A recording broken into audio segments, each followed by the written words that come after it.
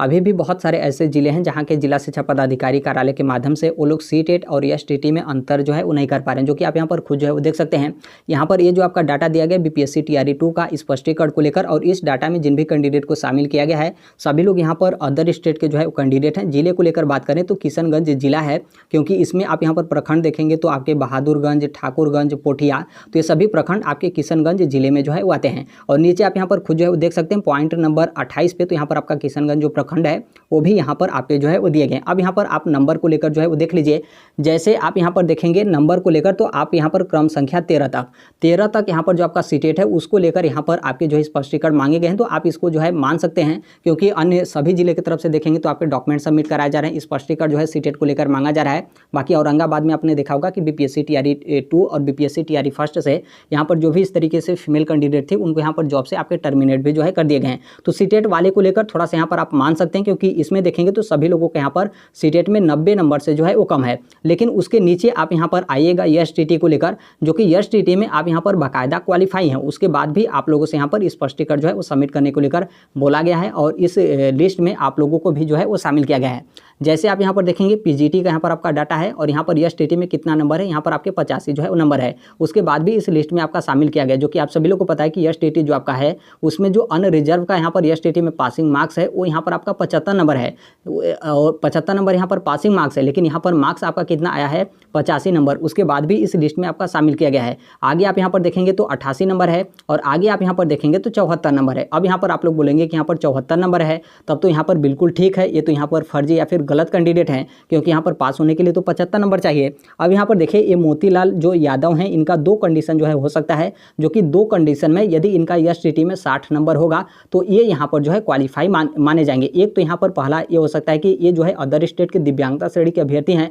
तब यहाँ पर हो सकता है, या फिर दूसरा यहाँ पर ये हो सकता है कि इनका कोई डोमिसाइल वगैरह का जो है मामला है, इसलिए यहाँ पर क्या है कि ये ओबीसी कैटेगरी के हैं, और इसलिए यहाँ पर क्या है कि ये जो है एसटीटी में क्वालिफाई जो है हुए होंगे, और यहाँ पर इनका डोमिसाइल वगैरह हो सकता है कि कोई उस तरीके से आपका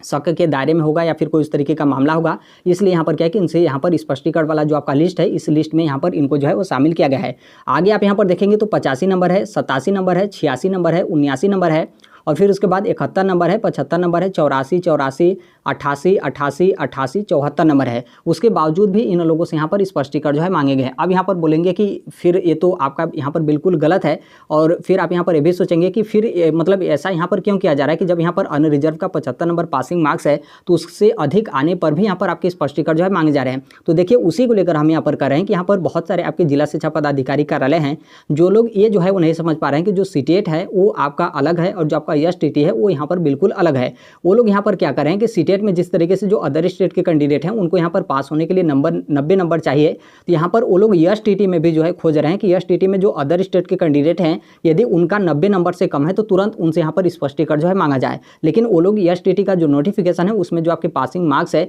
उसको ये लोग जो है बिल्कुल नहीं देख रहे हैं, ना ही जो आपका एसटीटी का सर्टिफिकेट है, और आपके सर्टिफिकेट पे बाकायदा आपका क्वालिफाइड लिखा हुआ है, उसके बावजूद भी वो लोग हर एक चीज़ को इग्नोर करते हुए तुरंत यहाँ पर जो आपका स्पष्टीकरण का जो आपका लिस्ट है, स्पष्टीकरण का जो आपका डाटा है उसमें यहाँ पर जो है वो शामिल कर दे रहे हैं। आप इसमें देखेंगे तो अच्छी खासी संख्या में यहाँ पर जो कैंडिडेट हैं जो यहाँ पर बिल्कुल पास हैं एसटीटी, उसके बावजूद भी इनका जो मतलब यहाँ पर जो स्पष्टीकरण वाला डाटा है इसमें यहाँ पर शामिल किया गया है। 85 नंबर पे, 88 नंबर पे, 85 नंबर पे, 87 नंबर पे, 86 नंबर पे, 84 number, 84 number, 84 number, 88 number, 88 number. अब यहाँ पर आप लोग बोलेंगे कि ठीक है स्पष्टीकरण में हम लोग को यहाँ पर शामिल कर लिया गया, क्या हम लोग यहाँ पर नौकरी से जो है वो निकाल लिया जाएगा? तो ऐसा आपका बिल्कुल नहीं है, आपको नौकरी से बिल्कुल यहाँ पर आपका जो है वो नहीं निकाला जाएगा। बस यहाँ पर आपसे यदि स्पष्टीकरण मांगा जा रहा है तो जो आपका स्पष्टीकरण है आप अपना स्पष्टीकरण अच्छे तरीके से जो है वो सबमिट कर दीजिए, ताकि इस लिस्ट से आप लोग का जो नाम है वो यहाँ पर आपके जो है वो हटा दिए जाए। और ऐसा एक जिले का मामला नहीं है, शायद इसके पहले गोपालगंज जिला था या फिर दरभंगा जिला था, वहाँ के जो जिला शिक्षा पदाधिकारी कार्यालय था इसी तरीके से आपका किया गया था कि एसटीटी में भी बहुत सारे जो कैंडिडेट थे जिनका 75 नंबर से अधिक था, यानी कि वो अनरिजर्व में भी जो है क्वालिफाई थे, उसके बावजूद भी उनका देखा गया कि एसटीटी में आपका 90 नंबर से कम है, तो उन लोगों से यहाँ पर स्पष्टीकरण जो है मांगे गए। लेकिन किसी को नौकरी से आपके टर्मिनेट नहीं किया गया, यानी किसी को यहाँ पर जॉब से नहीं हटाया गया, ना ही उनका यहाँ पर जो नियुक्ति पत्र वगैरह है वो यहाँ पर आपके रद्द जो है किए गए। तो आप यहाँ पर इस चीज़ को लेकर जो है वो ध्यान रखिएगा। बाकायदा आपके जो सर्टिफिकेट है उसमें जो आपके क्वालिफाई जो है वो लिखे गए हैं, तो आप यहाँ पर बिल्कुल जो है क्वालिफाई हैं, और यहाँ पर जो आपका स्पष्टीकरण होगा आप अच्छे तरीके से स्पष्टीकरण जो है वो सबमिट कर दीजिएगा। यहाँ पर देखिए एक कैंडिडेट हैं जिनके तरफ से यहाँ पर क्या है कि एक आपके RTI जो है वो लगाए गए थे। किसको यहाँ पर आपके RTI लगाया गया था? जो आपके बिहार विद्यालय परीक्षा समिति हैं उनसे, यानी कि बिहार विद्यालय परीक्षा समिति का मतलब आपके जो बिहार बोर्ड हैं जिनके माध्यम से आपका ESTT का एग्जाम जो है कंडक्ट कराया जाता है। और यहाँ पर आपके पासिंग मार्क्स को लेकर तो आप यहाँ पर देख सकते हैं उनकी तरफ से क्या आपके जवाब जो है वो दिए गए थे। इसमें यहाँ पर जो कैंडिडेट हैं उनकी तरफ से बोला गया कि माध्यमिक शिक्षक पात्रता परीक्षा यानी ESTT को लेकर कि यहाँ पर जो बिहार के बाहर की जो महिला यानी जो अदर स्टेट के फीमेल और उसके साथ ही यहाँ पर जो दिव्यांगता श्रेणी के अभ्यर्थी हैं उनको यहाँ पर उत्तीर्णांक हेतु कितना नंबर जो है वो चाहिए। देखिए, आप यदि अदर स्टेट के मेल कैंडिडेट होंगे तो आपको यहाँ पर कोई डाउट नहीं होना चाहिए, क्योंकि आपका ESTT में 75 नंबर जो है होने चाहिए। बेसिकली यहाँ पर जो आपका कन्फ्यूजन होता है वहाँ पर फीमेल को लेकर और उसके साथ ही यहाँ पर जो दिव्यांगता श्रेणी के अभ्यर्थी हैं उनको लेकर। तो यहाँ पर जो आपके बिहार विद्यालय परीक्षा समिति हैं तो उनकी तरफ से यहाँ पर क्या है कि कोई नंबर आपके जो है वो नहीं बताए जाते हैं, क्योंकि यहाँ पर जो कैंडिडेट की तरफ से RTI लगाया गया तो यहाँ पर इनके तरफ से बस यही जो है मतलब पूछा गया था कि आप यहाँ पर बता दीजिए कि 75 नंबर चाहिए या फिर यहाँ पर आपके जो है वो 60 नंबर चाहिए, या फिर जब यहाँ पर जिला शिक्षा पदाधिकारी कार्यालय के माध्यम से 90 नंबर बोला जा रहा है तो आप बता दीजिए कि यहाँ पर क्या नंबर होना चाहिए। तो यहाँ पर इनके तरफ से नंबर न बताकर बहुत ये लोग जो है वो चालाकी करके ये लोग क्या करते हैं कि जो आपका विज्ञप्ति है यानी जो ESTT का नोटिफिकेशन यानी जो आपका विज्ञापन है वहीं यहाँ पर जो कैंडिडेट है उनको जो है भेज देते हैं। यानी आप यहाँ पर विज्ञापन जो है वो देख लीजिए जो ESTT का नोटिफिकेशन है और आप यहाँ पर मान लीजिए कि उतना ही पासिंग मार्क्स है। अब यहाँ पर जो आपका ESTT का विज्ञापन है यानी जो आपके नोटिफिकेशन है उसमें आप यहाँ पर उत्तीर्णांक हेतु आप यहाँ पर नंबर जो है वो देख लीजिए। आप यहाँ पर देखेंगे तो ESTT का ऑफिशियल जो आपके पासिंग मार्क्स है वो यहाँ पर आपके दिए गए हैं। अनरिजर्व को लेकर कोई यहाँ पर डाउट नहीं है, आपका यहाँ पर 75 नंबर जो है होने चाहिए, क्योंकि यहाँ पर ESTT में आपके 50% पासिंग मार्क्स होते हैं। 150 नंबर का टोटल पेपर होता है। यहाँ पर देखिए जो दिव्यांगता श्रेणी के अभ्यर्थी हैं यानी दिव्यांगता का मतलब आप अदर स्टेट से दिव्यांगता श्रेणी से हैं तो भी, और यहाँ पर जो फीमेल कैंडिडेट हैं यानी आप यहाँ पर अदर स्टेट के फीमेल कैंडिडेट हैं तो भी, दोनों का पासिंग मार्क्स बिल्कुल यहाँ पर सेम है 40%। यानी यहाँ पर आपके 60 नंबर है तो आप यहाँ पर ESTT पेपर 1 या फिर ESTT पेपर 2 आप यहाँ पर बिल्कुल जो है उत्तीर्ण हैं। ऐसा हम नहीं, बल्कि यहाँ पर जो नोटिफिकेशन है वो बोल रहा है। उसके साथ ही यहाँ पर जिनके माध्यम से आप लोग का ESTT का एग्जाम लिया जाता है यानी बिहार विद्यालय परीक्षा समिति जिसे आप BSEB कहते हैं, तो उनके तरफ से भी यही बोला गया है कि जो आपका विज्ञप्ति है उसे आप देख लीजिए और उतना ही यहाँ पर जो अदर स्टेट के फीमेल कैंडिडेट और अदर स्टेट के जो दिव्यांगता श्रेणी के अभ्यर्थी हैं उनका यहाँ पर आपके पासिंग मार्क्स जो है बाकी हैं। तो इस चीज़ को लेकर आप यहाँ पर ध्यान रखिएगा। स्पष्टीकरण मांगने से आप यहाँ पर बिल्कुल ये मत सोचिएगा कि आप लोग यहाँ पर जो नौकरी होगा वो यहाँ पर आपका जो है वो चल जाएगा। हालांकि यहाँ पर थोड़ा सा परेशानी होता है, काफ़ी कई दिनों तक आप यहाँ पर टेंशन में रहते हैं और आपका इंतजार रहता है कि कब ना उस तरीके का गलत वगैरह यहाँ पर आपके आदेश जो है वो दे दिए जाएँ।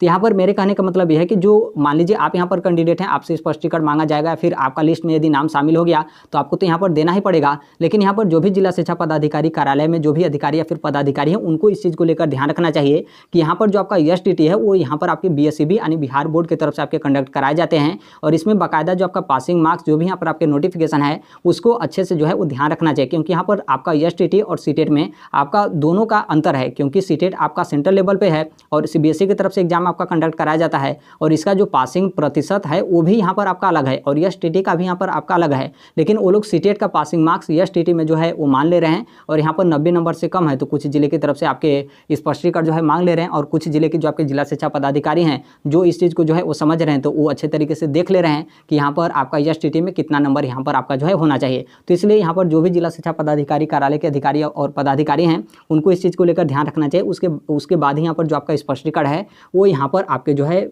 मांगने चाहिए, क्योंकि दोनों के यहाँ पर जो आपके पासिंग मार्क्स हैं वो यहाँ पर आपके अलग अलग होते हैं। और आप यहाँ पर खुद समझिए पासिंग मार्क्स आप यहाँ पर ESTT को लेकर बिल्कुल आप यहाँ पर मत देखिए ना, क्योंकि यहाँ पर जो शिक्षक भर्ती हो रही है बिहार की शिक्षक भर्ती है और ESTT का एग्जाम किसके तरफ से कंडक्ट कराया जाता है, बिहार विद्यालय परीक्षा समिति यानी बिहार बोर्ड की तरफ से कराया जाता है। और बाकायदा बिहार बोर्ड की तरफ से जो आपके नंबर हैं, नंबर के साथ आपका जो सर्टिफिकेट है उसमें आपके क्वालिफाई नॉट क्वालिफाई दिए जाते हैं। तो ऑलरेडी उनको समझ लेना चाहिए कि जिनके भी सर्टिफिकेट में आपका क्वालिफाई लिखा हुआ है वो तो अपने हाथ से क्वालिफाई लिखेगा नहीं, जिनके माध्यम से एग्जाम कंडक्ट कराया जा रहा है उनके ही तरफ से आपके क्वालिफाई जो है वो लिखे जा रहे हैं। तो यहाँ पर नंबर का तो कोई मैटर ही नहीं है। जब यहाँ पर ESTT के सर्टिफिकेट में क्वालिफाई है तो बिल्कुल वो यहाँ पर कैंडिडेट एलिजिबल है और जिनके सर्टिफिकेट में नॉट क्वालिफाई लिखा रहेगा तो वो क्यों जाएगा अपना फॉर्म जो है वो सबमिट करें। CTET वाला आपका अलग मैटर था, उसमें अलग से छूट वगैरह का प्रावधान था, नोटिफिकेशन वगैरह का मैटर था, BPSC की तरफ से नोटिफिकेशन वगैरह का मैटर था, कोर्ट केस का आपका मैटर था। माध्यमिक शिक्षा निदेशक की तरफ से 15 मई 2024 को आपके आदेश उस तरीके से दे दिए गए, फिर उप निदेशक की तरफ से भी आपके आदेश जो है वो दे दिए गए थे। तो CTET वाला बिल्कुल आपका अलग मैटर है,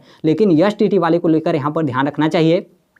कि एसटीटी जब यहाँ पर बिहार विद्यालय परीक्षा समिति की तरफ से कंडक्ट कराया गया है तो उनके तरफ से कितने मार्क्स पे सर्टिफिकेट पे क्वालिफाई लिखा है या फिर क्वालिफाई नहीं लिखा है, उसी के आधार पर यहाँ पर जो स्पष्टीकरण है जो भी यहाँ पर उच्च लेवल के अधिकारी और पदाधिकारी हैं उनको इस चीज़ को लेकर जो है वो ध्यान रखना चाहिए। बाकी वो सब तो ठीक है, लेकिन आपका स्पष्टीकरण आप यदि सबमिट करने जा रहे हैं तो आप यहाँ पर इस चीज़ को लेकर ध्यान रखिएगा कि जो आपका जवाब होगा बहुत अच्छे तरीके से और एक सभ्य के साथ आप यहाँ पर जो है बिल्कुल विनम्रता के साथ अपना स्पष्टीकरण का जवाब जो है वो लिखिएगा। जवाब लिखिएगा तो कुछ आपको डॉक्यूमेंट्स भी जो है उसमें आपको संलग्न जो है करने होते हैं। जैसे यहाँ पर विज्ञप्ति को लेकर आपका जो भी एसटीटी होगा, जिस भी सन में एसटीटी होगा, उसका जो ऑफिशियल नोटिफिकेशन होगा उस नोटिफिकेशन में जो आपके पासिंग मार्क्स होंगे उसको आप यहाँ पर संलग्न करिएगा। उसके साथ ही यहाँ पर आपको आरटीआई जवाब भी जो है वो संलग्न करना है। देखिए बहुत सारे लोग सोचते हैं कि आरटीआई जवाब आपका उसी तरीके से एक नोटिस होता है, ऐसा आपका बिल्कुल नहीं। आरटीआई जो जवाब होता है खुद अपने आप में एक आदेश जो है होता है, तो इसको भी आप यहाँ पर ध्यान रखिएगा। और ये जो आपका आरटीआई है यहाँ पर जो आपके बिहार विद्यालय परीक्षा समिति है उनके तरफ से इस आरटीआई का जवाब जो है वो दिया गया है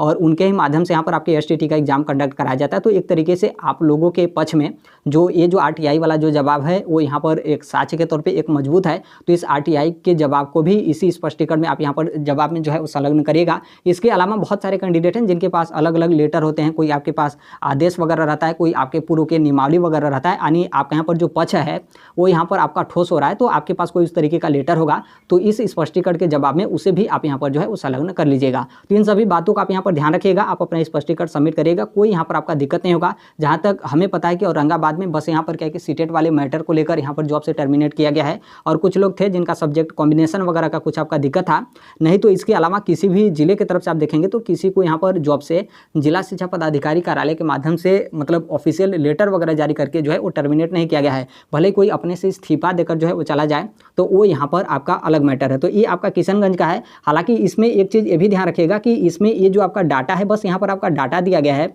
इसमें ये नहीं बोला गया कि आप अपना स्पष्टीकरण जो है वो सबमिट करिए या फिर कोई आपके उस तरीके के नोटिस वगैरह को लेकर। लेकिन यहाँ पर जो आपके डाटा एक तरीके से जो आपके फॉर्मेट बनाए गए हैं उससे यही है कि आप लोग को यहाँ पर स्पष्टीकरण जो है वो सबमिट करना होगा। बाकी आप लोग अपने विद्यालय में होंगे तो आप लोग को यहाँ पर पता जो है वो चल गया होगा, जो भी आपका प्रखंड होगा प्रखंड शिक्षा पदाधिकारी कार्यालय के माध्यम से आप लोग को यहाँ पर सूचना मिल गया होगा कि आपका सीटेट हो या फिर एसटीटी है उसमें इतना नंबर है, तो आप अपना स्पष्टीकरण या फिर जो आपके डॉक्यूमेंट्स हैं वो यहाँ पर आप जो है वो सबमिट कर दीजिए। तो डॉक्यूमेंट सबमिट करा जाता है तो डॉक्यूमेंट सबमिट करेगा। यदि आपसे स्पष्टीकरण मांगा जाता है तो नीचे हम जिस तरीके से आपको बताएं उसी तरीके से आप अपना स्पष्टीकरण जो है लिख कर और जो आपके साक्ष्य और मजबूती के तौर पे जो आपके डॉक्यूमेंट्स होंगे उसको आप यहाँ पर संलग्न करके सबमिट जो है कर दीजिएगा। तो अभी के लिए यही अपडेट है, बाकी जैसे भी अन्य अपडेट या फिर इन्फॉर्मेशन आते हैं आप सभी लोगों को पता होगा कि हम इस platform right to education India जो शेयर कर देते हैं। और अभी तक इस चैनल को आप सब्सक्राइब नहीं किए होंगे तो सब्सक्राइब करते बेल आइकन को प्रेस जरूर कर लीजिएगा। मिलते हैं नेक्स्ट वीडियो में, तब तक के लिए thank you, bye bye, take care, all the best, thank you for listening, God bless all, thank you.